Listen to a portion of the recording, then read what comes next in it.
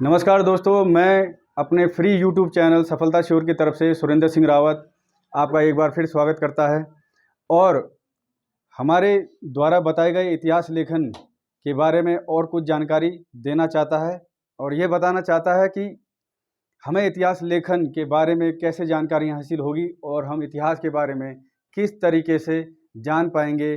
दोस्तों, ये एक वैज्ञानिक पद्धति है जो हमारे द्वारा इस्तेमाल की गई है और हम अपने पढ़ने में अक्सर इसका इस्तेमाल करते रहते हैं कि कोई चीज़ कैसे समझ में आएगी। तो दोस्तों, हम इसी तरीके से लेकर आगे चलेंगे अपने फ्री यूट्यूब चैनल सफलता श्योर में। मैंने आपको पिछले वीडियो में प्राच्यवाद के बारे में बताया और भारतविद के बारे में बताया। ये शब्द ओरिएंटलिज्म और इंडोलॉजिस्ट हैं, ये आपको अच्छी तरह याद भी हो गया होगा। दोस्तों, हमें थोड़े थोड़े वोकेबलरी अपनी ठीक करते रहना चाहिए। जो भी शब्द हमें किसी का अर्थ या कोई शब्द हमें मालूम होता है, चाहे अंग्रेजी में मालूम हो चाहे किसी और भाषा में, हमको अपनी वर्तनी में इसका इस्तेमाल करते रहना चाहिए। इससे क्या होता है, हमें कई भाषाओं का ज्ञान हो जाता है। स्पेशल ऐसा नहीं कह रहा हूँ कि इसको आप याद करो या कुछ करो। हाँ, अगर हम इनको अपनी दैनिक पद्धति में इस्तेमाल करते हैं तो आप समझ सकते हैं कि हमारी जो भाषा है उस पर अच्छी पकड़ हो जाती है।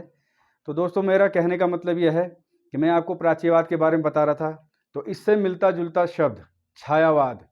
आपने छायावाद सुना होगा।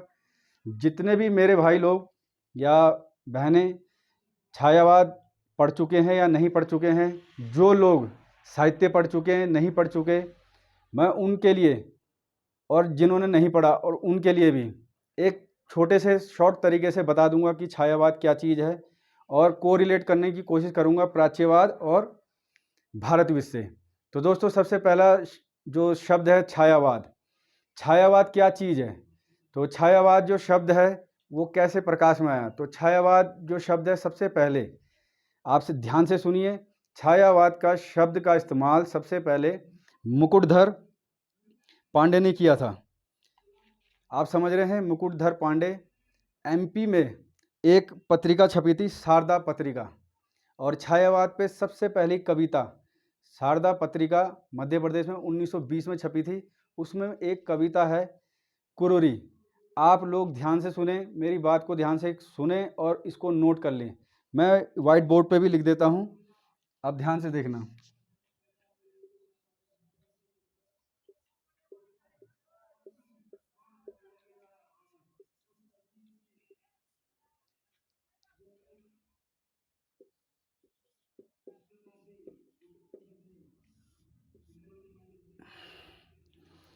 मैं 1 मिनट के लिए हट जाता हूँ, आप देख ले कि जो मैंने क्या बोला है।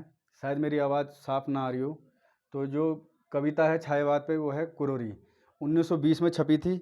और छायावाद का जो नामकरण किया था वो किसी ने किया था? मुकुटधर पांडे ने, मध्य प्रदेश से। तो अब मेरी आप बात ध्यान से सुने। छायावाद के 4 स्तंभ हैं। मेरा बताने का मकसद यही है कि मैं केवल कोरिलेट करने की कोशिश कर रहा हूँ ताकि आप पढ़ने के क्रम में इन चीज़ों को ध्यान रखें और आप भी कोरिलेट करना सीख जाएं कि किस तरीके से किस चीज़ को जोड़ा जाता है। तो छायावाद के 4 स्तंभ हैं: जयशंकर प्रसाद, सूर्यकांत त्रिपाठी निराला, तीसरे हैं सुमित्रा नंदन पंत और महादेवी वर्मा। इन चारों को स्तंभ बोला जाता है छायावाद का। आप मेरी बात ध्यान से सुने, मैं बार बार कह रहा हूँ, मैंने ये 4 स्तंभ बताए हैं। आपके एग्ज़ाम में किसी भी तरीके से कोई भी क्वेश्चन पूछा जा सकता है, आपके मुताबिक क्वेश्चन आंसर नहीं आएंगे। आप अगर सोचते हैं कि मैंने इतना पढ़ लिया, तो ऐसा कुछ नहीं है। तो मेरी बात पे गौर करते रहें और दोबारा से रिवर्स करके मेरी वीडियो को देख सकते हैं। और जो जो शब्द का इस्तेमाल मैं कर रहा हूँ तो कृपया अपने संज्ञान में लाएं उसे, ठीक है? तो छायावाद की विशेषता क्या है? अभी आप देखेंगे कि छायावाद की विशेषता भी कुछ कुछ वैसी ही है जैसे आप प्राच्यवाद और भारतविद। ये तो हम उनके लिए इस्तेमाल कर रहे हैं जो बाहर से यूरोपियन लेखक हैं या दर्शन शास्त्री हैं या इतिहासकार हैं या किसी प्रकार के अन्य लेखक हैं। तो मैं भारत के रूप में, भारत के संदर्भ में छायावाद के ऊपर इसकी विशेषता बताना चाहता हूँ। कुछ कुछ वैसी ही होगी जैसे आपने प्राच्यवाद में देखा होगा। तो छायावाद की विशेषता है कृति प्रेम।